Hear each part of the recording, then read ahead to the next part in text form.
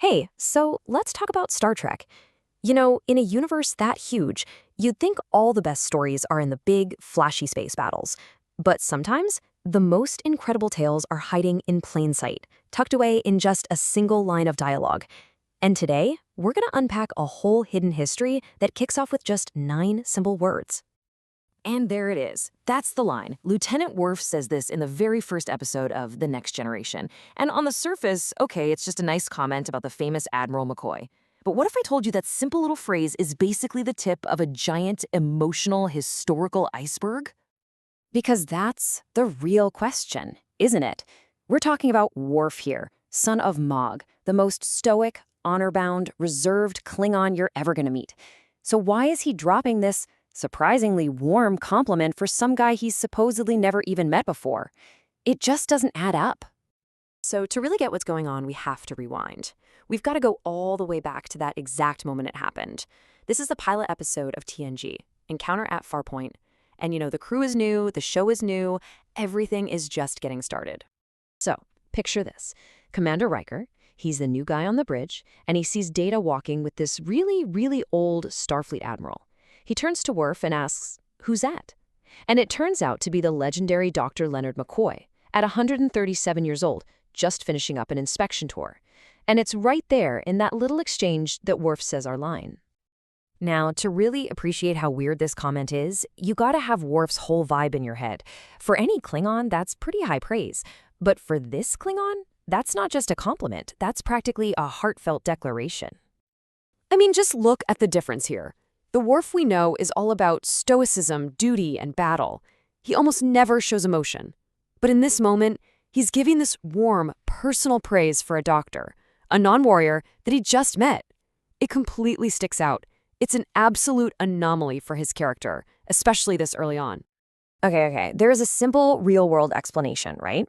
It was the pilot. The writers were still figuring these characters out. Worf's personality just wasn't locked in yet. But let's be honest. Where's the fun in that explanation? See, this is where it gets good. What if that wasn't just a writer's quirk? What if that was a totally intentional, super subtle character moment that points to a deep, unspoken history between these two legends?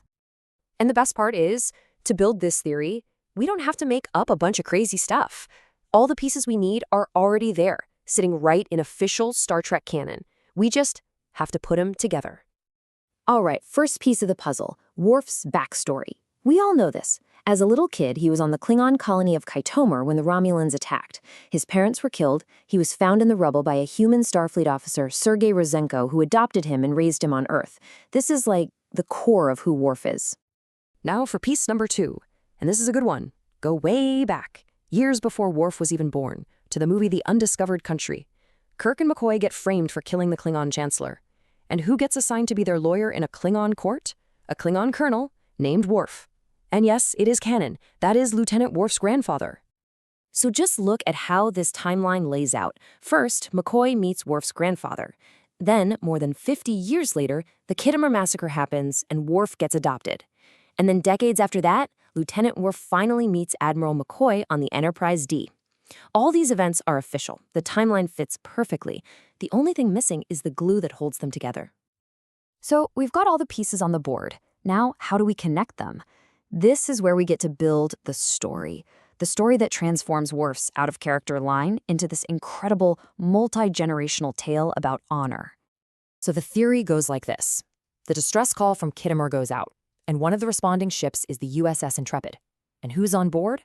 A now legendary Admiral McCoy. He's helping with medical relief when they bring in this little orphaned Klingon kid. McCoy checks him over, learns his name is Worf, and it clicks. This has to be the grandson of the man who defended him all those years ago. Later, when the Rozhenkos try to adopt Worf, they hit a brick wall of red tape. I mean, a human couple adopting a Klingon orphan. But Admiral McCoy, a living legend, steps in, he pulls strings, he uses his influence, and he makes that adoption happen. You can just see it, can't you? The famous doctor looking at this scared little Klingon boy and saying something like, "I knew your granddaddy, boy." It takes this random tragedy and turns it into this amazing, full-circle moment of destiny. Now, to be clear, this amazing story isn't written down in any official script. It's what we call headcanon. It's when you, as a fan, take all the known facts and build a story to fill in the gaps in a way that just feels right. It makes the whole universe richer.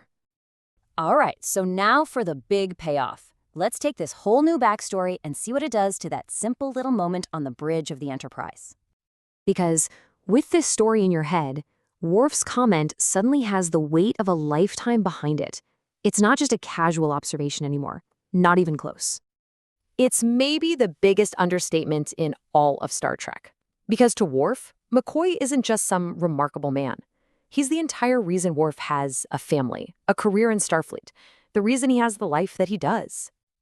And think about it from a Klingon perspective. Honor, family, and debts of honor are everything. You know Worf would have grown up hearing the story about the legendary Starfleet admiral who repaid a debt to his grandfather by saving him. So that line, "he is a rather remarkable man," that's a lifetime of gratitude packed into a few stoic, carefully chosen words. It's a quiet, deeply felt tribute to a family hero. It's just so cool how a little bit of creative thinking can make the stories we already love even deeper. And it kind of makes you think, right? What little unexplained moments in your favorite movies or shows have you built your own amazing stories around?